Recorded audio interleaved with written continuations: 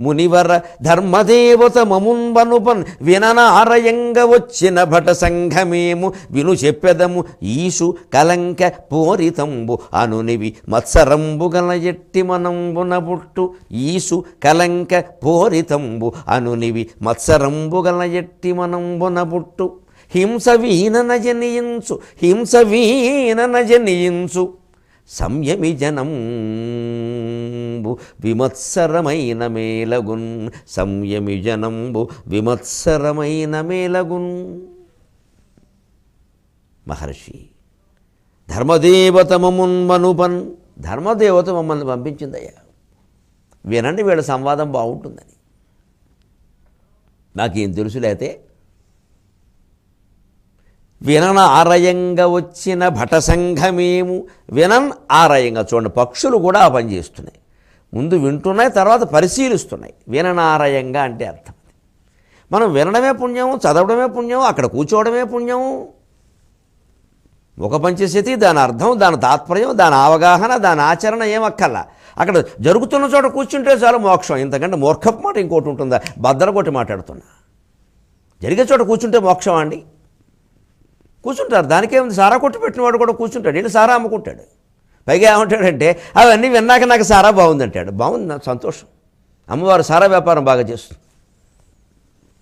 ఈ కూర్చుంటే మోక్షం, కూర్చుంటే గొప్ప, నుంచుంటే గొప్ప, తాకితే గొప్ప, పీకితే గొప్ప, ఈ పనికి మాలిన మాటలు మానేయాలండి.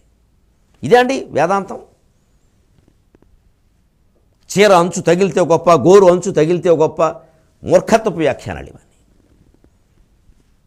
ఏమి తగిలినా ఏమీ కుదరదమ్మా మనస్సులో మార్పు వచ్చే వరకు. ఆ మార్పు మన వల్లే వస్తుంది. ముక్కోడి దేవతలు ఏకమైనా మన మనస్సును మార్చలేరు మనం తప్ప. బహిరంగ చర్చకి సమాధానం ఎవరితోననే సరే. ముక్కోటి దేవతలు ఏకమైనా మనని మార్చలేరు మనం తప్ప. మన బుద్ధి మనం మార్చుకోవలసిందే. ఈ పిచ్చి మాటల వ్యామోహాల్లో పడకండి. ఇది ప్రత్యక్ష ఉదాహరణ. విననారయంగా వచ్చాను, మేము వినడం కాదు పరిశీలించడానికి వచ్చాం. అంటే నీకు పరిశీలిస్తే తప్ప ఏ విషయం తెలియదు. పరిశీలించు. చూడడమే ముక్తి, వెళ్ళడమే ముక్తి, వినడమే ముక్తి, ముట్టుకోవడమే ముక్తి, ఈ దరిద్రపు మాటలొద్దు. ఇవన్నీ ఊరికే ప్రాథమిక విషయాలు. నువ్వు వింటే చూస్తావు కదా, చూస్తే పరిశీలిస్తావు కదా, పరిశీలిస్తే అన్వయం చేసుకుంటావు కదా, అన్వయం చేసుకుంటే ఆచరణ చేస్తావు కదా అని ఇంత పెద్ద ప్రణాళికతో చెబితే రాజ్యాంగాన్ని ముట్టుకుని ఊరుకోమనండి. జడ్జిలు తీయడం, శిక్ష వేయడం ఎందుకండి? రాజ్యాంగాన్ని ముట్టుకుని ఊరుకోమనండి. ఇప్పుడు అంతే చేస్తున్నారులేండి. అక్కడ మనకు అంతే వచ్చింది. చక్కగా భగవద్గీత చేతిలో పెట్టుకోవడం, అబద్ధాలు ఆడేయడం. భగవద్గీత గౌరవం కూడా పోయింది. అంచేత ఇవన్నీ మానేయాలి ముందు. అసలు విననారయంగా వచ్చిన భట సంఘమే. వినడానికి పరిశీలించడానికి వచ్చి పరిశీలించారు కాబట్టి విషయాలు తెలిసి. పక్షులు కూడా పరిశీలిస్తున్నాయి. పెద్ద పెద్ద మానవులం జంతువునాం నరజన్మ దుర్లభం అతో పోస్తం తతో విప్రత తస్మాత్ వైదిక ధర్మ మార్గపర్త విద్వత్వం అస్మాత్పరం స్వాత్మానాత్మ వివేచనము స్వనుభవో బ్రహ్మాత్మనా సంస్థితి ముక్తిర్నో శతకోటి జన్మ సుకృతై పుణ్యై వినా లభ్యతే. పల్లెక రాశాడు వివేకానంద వివేక చూడమణిలో మొట్టమొదటి శ్లోకం శంకరాచార్య. కూర్చుంటే ముక్తి అంటే సరిపోరా? వివేక చూడమని సభ జరుగుతుంటే కూర్చుంటే చాలు అంటే సరిపోలా? ఆయన ఎక్కడ అనలేదే. 36 స్టెప్పులు ఎట్టాడు అక్కడ, 36 మెట్లు. నువ్వు ఎక్కాల్సిందే, పోతావు లేతే అన్నాడు. బాధ్యతల నుంచి తప్పించుకోవడం అంటే మనకు ఎంత ఇష్టమో. సుఖమైన ఉపాయం, సులభమైన ఉపాయం. ఎవరు చెబుతారో వాళ్ళు వెనకాల పడతాం. అందుకే మాయగడ తయారవుతారు. ఇంకా సులభం, ఇంకా సులభం. అక్షరం మార్చుకో, అంకె మార్చుకో, ఈ చోటు మార్చుకో, అంతే అయిపోయింది. వాడు మార్చుకున్నాడు. ఇదివరకు ఖాళీగా ఉన్నాడు. ఈ చెప్పిన వాడు మార్చుకుంటాడు. వాడు మార్చుకుని వేరే స్థలంలోకి వెళ్ళి గొప్ప బిల్డింగ్ కట్టాడు. ఎందుకంటే మనం మాయలో పడేసాడుగా, డబ్బులు వసూలు చేశాడు. మనకేం మారింది ఇక్కడ? ప్రతిదీ పరిశీలించాలి. అందుకే నువ్వు చెబుతూ వీళ్ళు చెప్పేదము ఏము ఈసు కలంక పూరితంబు. ఈర్ష్య ఉండకూడదు. కలత, ప్రతిదానికి ఆందోళన, కంగారు, కంగాళి అయిపోవడం మానేయాలి. పూరితం, ప్రతిదానికి దెబ్బలాట, వాదులాట. ఇవి ఈసు కలంక పూరితంబరునవి మత్సరంబుగల ఎట్టి మనంబున పుట్టు. అసూయ కారణంగా వస్తాయి ఈ కోపాలు కానీ, ఆందోళనలు కానీ, గొడవలు పెట్టుకోవడం కానీ. ఇవన్నీ ఎందుకు వస్తాయి? అసూయ వల్ల. హింస వీనన జనయించు. ఆ అసూయ కారణంగానే చివరికి హింస. అంటే ఎవరంటే మన గెట్టదో వాడిని చంపేద్దాం, కొట్టేద్దాం, తిట్టేద్దాం, వాడిని పడగొట్టేద్దాం, వాడికి అవకాశాలు లేకుండా చేద్దాం, ఇదంతా ఈ దుష్ప్రచారం చేద్దాం, అందుకే ఎప్పుడూ విమర్శ విషయగతంగా ఉండాలి, వ్యక్తిగతంగా ఉండకూడదు. ఎంత పెద్ద వ్యక్తినైనా మనం విమర్శించవచ్చు, తప్పు చేస్తే, తప్పు చెబితే ఖచ్చితంగా చాలా స్పష్టంగా విమర్శ చేయొచ్చు. కానీ అది విమర్శ విషయగతంగా ఉండాలి, వ్యక్తిగతంగా ఉండకూడదు. ఆ వ్యక్తుల మీద మనకి ఎటువంటి కోపమూ లేదు.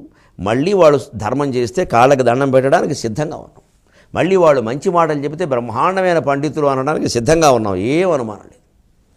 కానీ వంకర మాటలు చెప్పి జనాన్ని మాయలో పడేస్తుంటే ఎలాగా? అందుకని ఆ విమర్శ ఎప్పుడు విషయగతంగా ఉండాలి. అప్పుడు మనసులో ఈర్ష్య సమస్య లేదు. ఆనాలి కాబట్టి అన్నాం, వదిలేసాం, శనగలు తిన్నాం, చేతులు కడుక్కున్నాం, అయిపోయింది, నిశ్చింతగా పడుకుంటాం, నిద్ర పట్టకపోయే సమస్య లేదు. మనకి ఏమైనా ఉంటే కదా లోపల, మనసులో ఏమన్నా వాడు నిద్రపడ, ఏమీ లేనివాడు సుఖంగా పడుకుంటాడు. ఎందుకంటారు, ఎందుకు అనాలి, మన బాధ్యత. చూస్తూ ఎలా ఊరుకుంటాం? తప్పు చెప్పినప్పుడు ఖండించాలి, అది మన బాధ్యత. కానీ ఆ విషయం అంతటితో వదిలేయాలి. ఆయనే మళ్ళీ ఒప్పు చెబితే బ్రహ్మాండంగా కీర్తించాల్సిందే, మన ధర్మం అది అక్కడ కూడా. ఎందుకంటే సమాజానికి మంచి మాటలు అందాలి, మంచి జ్ఞానం అందాలి, అజ్ఞానం అందకూడదు. జ్ఞానాభాసైన తృప్తత అంటాడు నీలకంఠ దీక్షితులు. జ్ఞానం కానిదాన్ని మనం జ్ఞానమని పొరపాటు పడుతున్నాం, చాలా పొరపాటు జరుగుతున్నాయి. జ్ఞానం కానిదాన్ని జ్ఞానం అనుకుంటున్నాం. ముట్టుకోవడమే పుణ్యం, కట్టుకోవడమే పుణ్యం, పట్టుకోవడమే పుణ్యం. ఇది అజ్ఞానం కాకపోతే ఏంటండి? అది జ్ఞానం ఎలా అవుతుందండి?